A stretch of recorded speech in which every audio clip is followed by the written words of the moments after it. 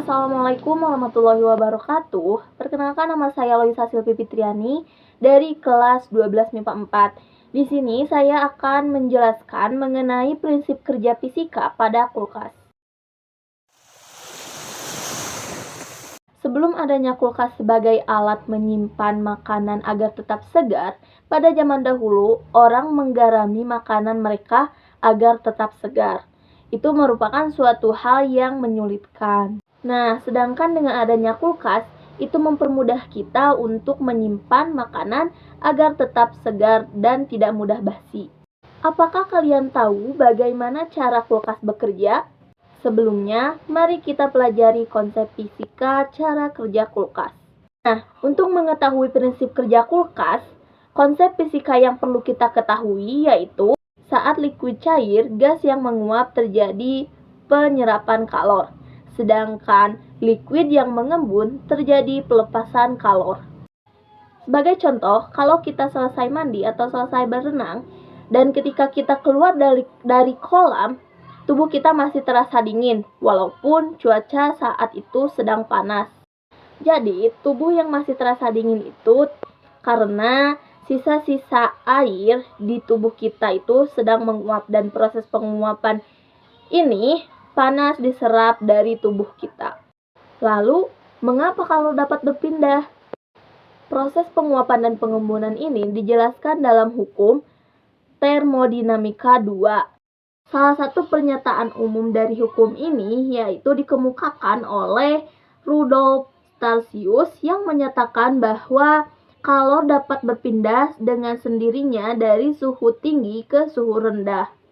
Hukum ini menjadi dasar dari cara kerja kulkas, serta hukum fisika ini dijelaskan dengan baik dalam komponen-komponen yang ada dalam kulkas. Di bagian belakang kulkas terdapat kondensor, dan di bagian dalamnya terdapat evaporator yang langsung terhubung dengan kondensor.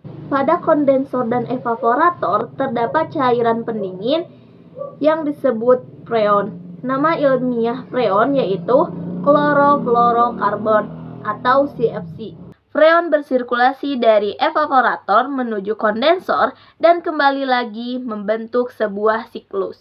Karena perbedaan suhu dan tekanan, freon berubah dari cair menjadi gas dan kembali cair. Tekanan yang berubah ini diatur oleh kompresor yang terdapat di bagian bawah kulkas, dan di bagian atas kulkas terdapat pipa kapiler. Perjalanan freon dimulai dari evaporator. Freon yang menguap dari cair ke gas dalam evaporator akibat perbedaan tekanan akan menyerap kalor atau panas dari bagian dalam atau isi kulkas, sehingga bagian dalam kulkas menjadi dingin saat penyerapan kalor terjadi. Freon dalam bentuk gas menjadi panas, kemudian menuju ke kompresor. Kompresor kemudian memanfaatkan freon ini menjadi gas dalam tekanan dan suhu yang tinggi.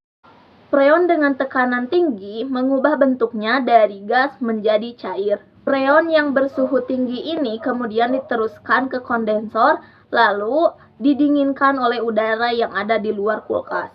Melalui proses pelepasan kalor, makanya bagian belakang dari kulkas biasanya terasa hangat. Freon dalam bentuk cair kembali ke evaporator melalui pipa kapiler yang berdiameter kecil dan panjang, sehingga tekanan turun drastis. Freon yang tekanannya sudah rendah ini memasuki evaporator dan berubah wujud dari tadinya cair menjadi gas. Penguapan ini kemudian kembali menyerap kalor atau panas dalam kulkas. Begitupun seterusnya siklus ini terjadi berulang dari evaporator ke kondensor dan kembali lagi ke evaporator, dan untuk mengakhiri lampu dimatikan dengan cara kita menutup kulkas.